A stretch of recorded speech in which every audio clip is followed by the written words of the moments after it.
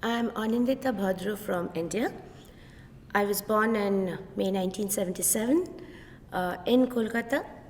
I was born in a upper middle class family where education was very important. And ever since I was a child, I was told you have to study hard, you have to become something in life. And marriage is a very important thing for girls in Indian families. For my family, marriage was not an option. My mother told people, I'm not going to get my daughter married. She's going to study, she's going to do a job. As a kid, I thought I wanted to be a doctor, but I also wanted to be a teacher. So my favorite hobby was to play teacher with my dolls and the furniture in the room, and I could spend hours doing this all by myself. And then when I was a little older, I started having cousins and siblings, one sibling, and I spent all my holidays teaching them. So I think I developed a passion for teaching as a child. And then I did my undergraduate. I didn't go into medicine. I fell in love with biology. And I was inspired to go into animal behavior because during my undergrad days, we went for a college excursion and we heard lectures on ecology at the Indian Institute of Science, the biggest and best institute in the country. And I was completely bowled over by Professor Raghavendra Gadekkar's lecture on social behavior in wasps. And I decided when I came back, I want to do my PhD with Professor Gadekkar without knowing anything about what a PhD is. And I guess in a way I was lucky and everything clicked.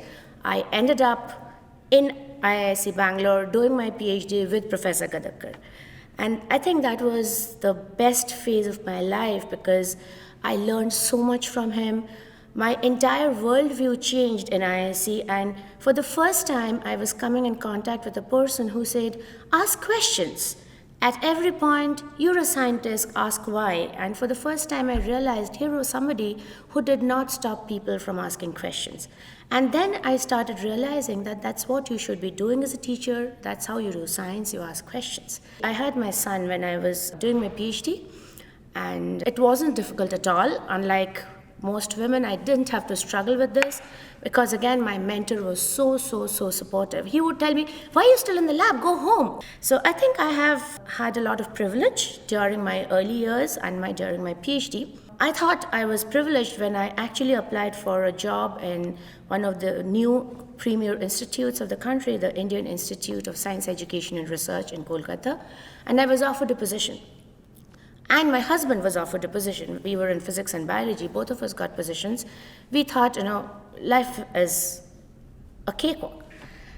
And then, 1.5 years later, I realized what being a woman in science could be and how disastrous it could be. Because until then, I had never thought being a woman is bad or could harm your career or you could actually have adversities. I was in a lab with a mentor who encouraged his women students. We were a lab full of girls and we never felt discriminated against and we had a fantastic time. I was offered a contractual position because I didn't have the required 3 years post-PhD experience. And I was told that after you finish 3 years, you get a regular position, and I was naive enough to accept that. And then I started getting these, subtle messages like, okay, you're invited to dinner at the director's bungalow, and everybody's invited, so we thought it was a norm. And then we realized that no, these are basically drinking parties. And then I had a son at home, and I didn't want to go and stay there late night. My husband and I would say, okay, we'll go back home. And then I got messages from the director saying, okay, let him do the babysitting, you stay over at the guest house, which is basically his bungalow. And then he would say things like, oh, you're wearing a sari, you're looking so nice. And it's okay. Today my colleagues, my friends at the GY have been telling me, you're looking so nice wearing a sari, and I didn't feel bad. I felt happy. But the way a man says this to a woman makes a woman feel uncomfortable. When somebody looks you up and down in a certain manner, and then you have things like you're suddenly called to a meeting and you end up going there and you realize all your colleagues are going to come in 15 minutes later. You've been given an earlier time slot and you're there in the room in an uncomfortable position where you don't have anything to say and he doesn't have anything to say, but he's just making personal remarks. And then it was like, okay, I'm going to recommend you to the board. So what are you doing tomorrow evening? Come to my house for dinner. So it always came in those, packages. And then I started refusing very politely, and I didn't get a regular position. And I got a termination letter at one point of time before my contract was over, citing certain government rules and regulations which were non existent. I fought back. I was pregnant again that time. I was expecting to deliver in 2 months' time when I was handed my termination. There was a lot of stress, but I fought on.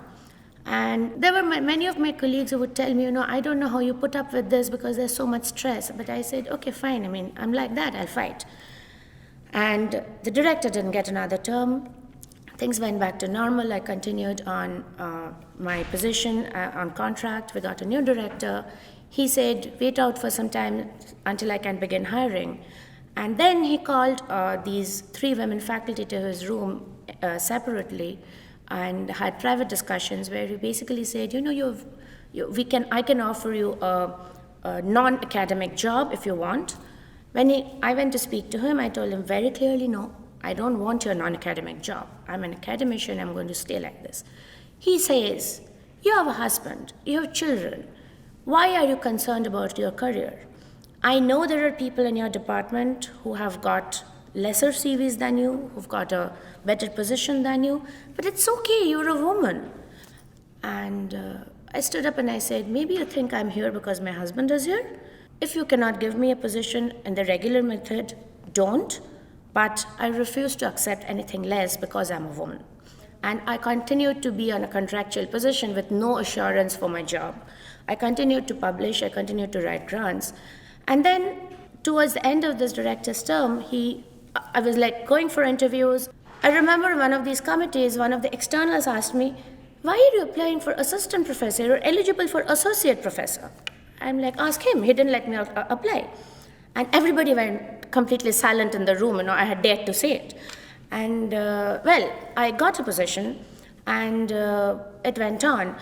And I think, when I look back, I think it's a success story that I've always had this way of looking at life. I always see the glass a little more than half full.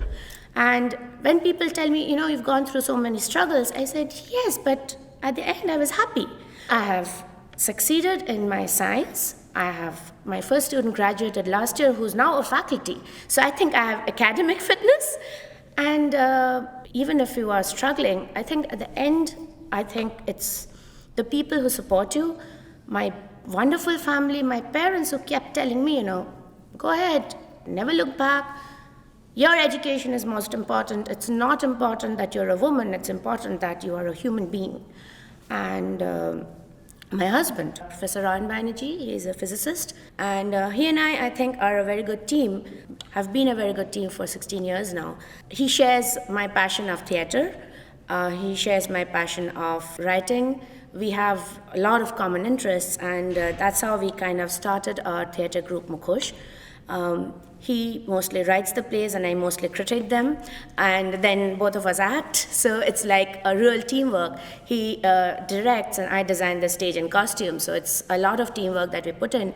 And it's not just theatre, we are a team when it comes to home, he and I together share responsibilities for the kids, and I think it's very important to have a good partner in life because he has been my support system through all my struggles, because the only person I could go to at home was him, and the only other person I could go to for advice was my supervisor, Professor Gadakar. So between the two of them, I think they have kind of kept my sanity intact over the years of struggle, and I wouldn't have been able to do this without them. How did it feel when I realized that being a woman was affecting my career? I think my major reaction was anger, and it was like, this should not be happening, and I'm not letting this to affect my life.